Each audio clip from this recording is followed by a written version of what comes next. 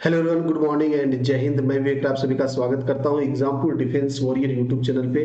तो आज की वीडियो में हम लोग बात करने वाले हैं कि एयरफोर्स वाई ग्रुप जो अदर देन साइंस होता है, जिसको नॉन साइंस भी बोला जाता है, उसमें क्या क्या जॉब प्रोफाइल है, यानी आपको क्या क्या काम करना होगा वहां ज्वाइनिंग के बाद।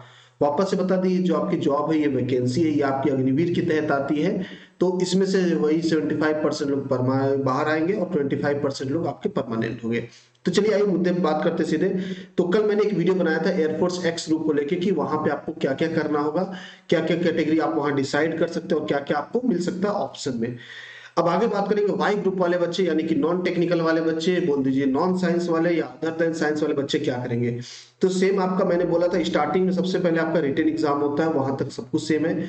उसके बाद फेज 2 होता है, वो भी सब कुछ सेम जाता है। अब यहाँ से अलग होता है जेबीपीटीसी, यानी ज्वाइंट बेसिक फेस ट्रेनिंग, जो आपका बेसिक ट्रेनिंग इंस्टीट्यूट होता है बेलगम में, वहां से डिसाइड होता है आप कौन सी कैटेगरी में। आप वाई का फॉर्म भरे होंगे, वाई में सिलेक्शन लिए होंगे तो वहां पे, एक्स में भरे होंगे, एक्स में सिलेक्शन लिए होंगे तो वहां पे, ये आपके ऊपर है।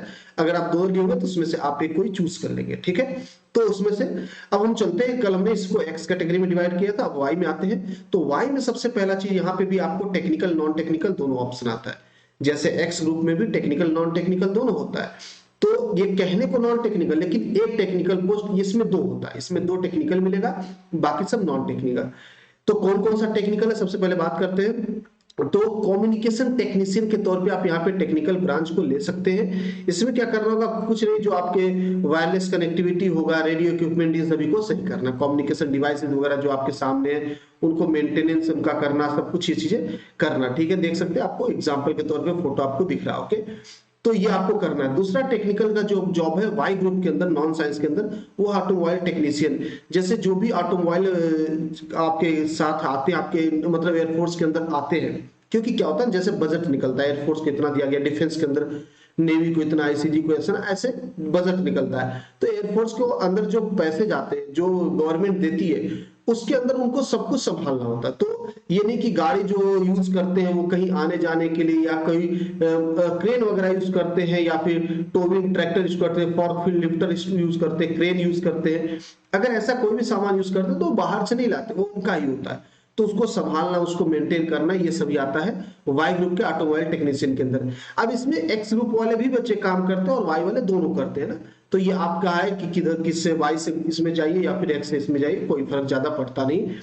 पहले होता था एक्स वाई की सैलरी में फर्क होता था, पोस्ट का थोड़ा सा डिवीजन था। अब अग्निवीर होने के बाद दोनों लगभग बराबर है।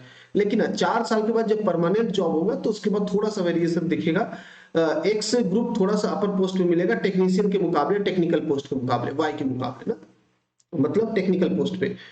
आगे बात करेंगे, ये दो टेक्निकल पोस्ट होगी आपका वाई ग्रुप का। इसके बाद बात करूंगा मैं आपसे नॉन टेक्निकल में। सबसे पहले आता है अकाउंट असिस्टेंट। इसमें क्या करना होगा, record and manage various accounts of each personal in the if, also manage the allowance, equipment, cost of the if. यानी जितने भी खर्च होते हैं, जो सैलरी जाती है, जो अलाउंसेस मिल रहे हैं, भत्ता जो बोलते हैं आप लोग, तो वो सब चीजें कहाँ जा रहा है, कितना जा रहा है, कितना जाना चाहिए, वो सब मैनेज करना आपको, करना, काम करना होगा। यानी बहुत ही जिम्मेदारी वाला काम। अकाउंट असिस्टेंट के तौर पे आप non technical post Y group में पा सकते हैं। अगला आता है administrative assistant. You will maintain and analysis records, files and information of each personal in IAF. यानी कि आपको जो एक भी कोई भी एयरमैन है उसका पूरा रिकॉर्ड आपको देखना पड़ेगा। वही कितने दिन आए जॉब पे, छुट्टी कितना लिए, कितने टाइम, कितना ड्यूरेशन टाइम दिया, कब इनको घर जाना है, मतलब ये सारी चीजें आपको संभाली रहेगी एडमिनिस्ट्रेटिव असिस्टेंट में। अगला आता है आपका लॉजिस्टिक असिस्टेंट। इसके अंदर आपको कंपनी में, मतलब कह दी कंपनी तो नहीं बोलेंगे, लेकिन हाँ, इंडियन एयरफोर्स के अंदर कौन कौन सा सामान आया, कौन सा गया, कौन सा भी खरीदा जा रहा है, कितने का आ रहा है, हमारा बजट कितना, ये सारी चीजें, स्टोरेज कहाँ करना, उसको हैंडलिंग कहाँ करना, ये सारी चीजें। जो पैसे वाली बात रहेगी वो अकाउंट में चली जाएगी। बाकी कहाँ पे रखना, क्योंकि कोई छोटी मोटी तो सामान है नहीं कि लाके खरीद के रख दिए। अब कहीं पे मान लीजिए एक एयरबेस बना है तो वहां पे एक लिमिटेड स्टोरेज ही रहता, मतलब इतनी फाइटर जेट रह सकती है, क्योंकि उनको उड़ने के लिए और आने के लिए भी जगह चाहिए। तो ये सारी चीजें मैनेजमेंट आपके करते कौन, लॉजिस्टिक असिस्टेंट। आगे बात करेंगे हम सभी लोग ऑपरेशंस असिस्टेंट। इनका बहुत जिम्मेदारी का काम होता है, बहुत ज्यादा। ये होते हैं responsible for operation various system such as air traffic control centre, airfield and air defence system.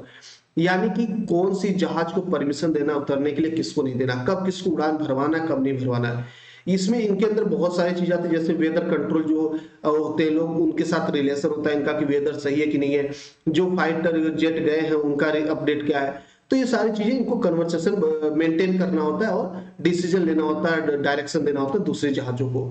तो ये ऑपरेशन असिस्टेंट के अंदर आता है। अगला आपका आता है मेडिकल असिस्टेंट। इसमें आपको एक ट्रेनिंग दी जाएगी छोटी सी, जिसमें फर्स्ट एड जैसा आप काम कर सकते हैं। फर्स्ट एड मतलब एक इमरजेंसी में किसी को कोई चोट आ गया, तबीयत खराब हो गई, वो सारी चीजें, क्योंकि डॉक्टर हर जगह नहीं अवेलेबल हो सकते। तो नर्स का भी असिस्टेंट आप एक तरीके से कह सकते हैं। थोड़ा बहुत आपको वहाँ ट्रेनिंग मिलेगी, पढ़ाई कराई जाएगी, तो आप ये बेसिक चीजें जो हो सकती है वो कर देंगे।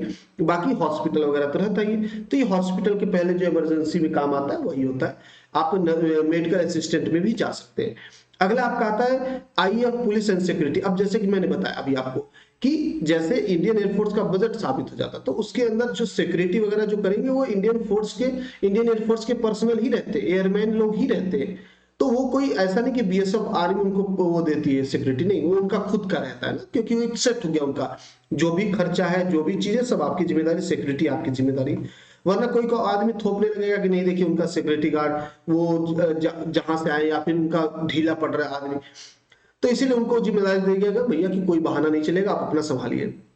तो इसमें आता है आईएएफ पुलिस सिक्योरिटी। जैसे आप कभी इंडियन एयरफोर्स के गेट के अंदर जाते हैं तो वहां पे जो मिलिट्री आर्मी का ड्रेस पहने रहते हैं, ये भी इंडियन एयरफोर्स के ही सोल्जर रहते हैं, ठीक है, ये इंडियन एयरफोर्स के ही सोल्जर रहते हैं ये लोग।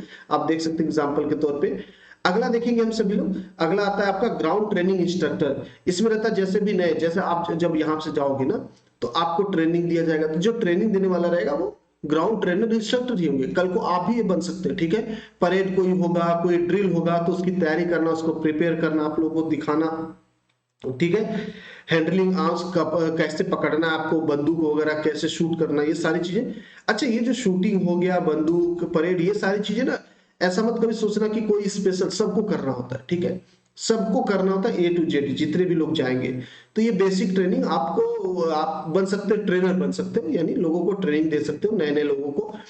आगे बात करेंगे, ये है एनवायरमेंटल सपोर्ट। इसी की बात करता हूं मैं, जैसे कि आपके पास कभी भी ऐसा इमरजेंसी आ गया, कहीं आग लग गई, कुछ भी हो गया, कहीं पानी वानी का फ्लो बहुत ज्यादा हो गया, तो वो सारी चीजें आपका environmental support and service assistant संभालता है, ठीक है, बेसिक चीजें नॉर्मल सा।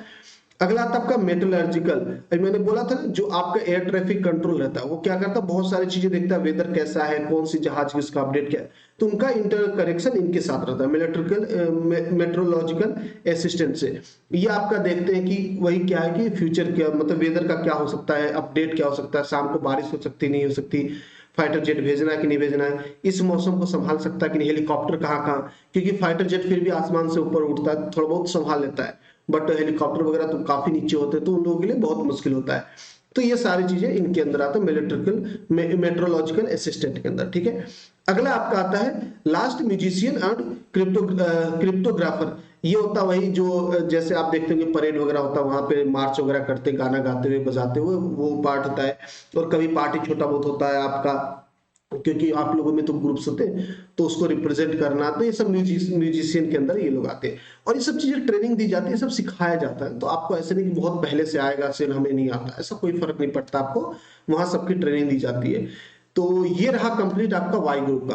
अभी मैंने ऑलरेडी आपको बता चुका हूं पहले भी कि जो ये एक्स ग्रुप और वाई ग्रुप रहता है ना, या साइंस नॉन साइंस बोलिए, इसमें ना बेसिक जो ट्रेनिंग होती है वो दोनों लोग एक दूसरे का ट्रेनिंग मतलब नॉलेज लेते हैं। ऐसा नहीं कि एक्स ग्रुप वाला वाई ग्रुप के बारे में बिल्कुल नहीं जानेगा, या वाई ग्रुप वाला बच्चा एक्स ग्रुप के बारे में कोई भी नहीं जानेगा, बिल्कुल जानता, थोड़ा बहुत जानते हैं, बट जो हाई लेवल की जो ट्रेनिंग होती है, जो कोर कह दीजिए नॉलेज है, वो लिमिटेड ग्रुप वाइज ही डिवाइड होता है, ठीक है। तो मेरे हिसाब से आप सभी को इन्फॉर्मेशन अच्छा लगा होगा। मैंने कोशिश की आप तक इन्फॉर्मेशन करेक्ट पहुंचाने की। जैसे कल मैंने एक वीडियो बनाया था एक्स ग्रुप यानी साइंस ग्रुप पे कि उनको क्या क्या काम करना होता, तो आप सभी लोग उसको भी जाके देख सकते हैं। और आज मैंने वाई ग्रुप वाले बच्चों को क्या क्या करना होगा, आफ्टर ज्वाइनिंग आपको क्या क्या जॉब करना होगा, तो वो सब चीजें वीडियो बना दिया। अब रही बात तीसरी कि इस पे अब अगला वीडियो आपका आने वाला है कि आप इसमें मतलब एयरमैन के तौर पे आपको सैलरी कितनी मिलेगी, और परमानेंट होने के बाद क्या क्या सैलरी हो सकती है, अलाउंसेस क्या क्या हो सकते हैं, ठीक है, दोनों पे बात करेंगे। और परमानेंट होने के क्या क्या रीजन हो सकते हैं, ये भी इस पे हम लोग डिस्कशन करेंगे। तो कल वापस एक वीडियो आपको मिलेगा इससे से रिलेटेड इंफॉर्मेटिव वीडियो। तो आप सभी लोग अपडेट रहिए और जबरदस्त तरीके से पढ़ाई करिए। ओके, मिलते हैं। आप अपना ख्याल रखेंगे, अपने घरों का ख्याल रखेंगे, हंसते रहेंगे, मुस्कुराते रहेंगे। जय हिंद, जय भारत।